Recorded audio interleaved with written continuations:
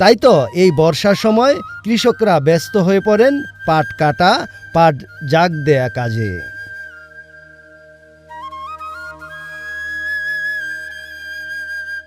কিছুদিন এ পাট জাগ দেওয়ার পর যখন পচে যায় তখন মায়েরা ব্যস্ত হয়ে পড়েন পাটখড়ি থেকে পাটকে আলাদা করার জন্য।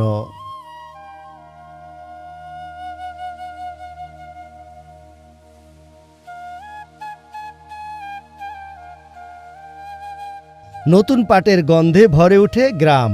ভালো ফলন হলে কৃষকের মুখে ফুটে ওঠে হাসি।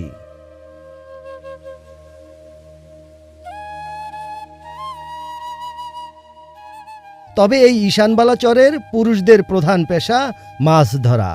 চারিপাশে নদী হওয়ার কারণে সহজেই মাছ ধরতে পারেন জেলেরা, আর মাছ বিক্রি করেই চলে তাদের সংসার। মাছ ধরা কৃষি কাম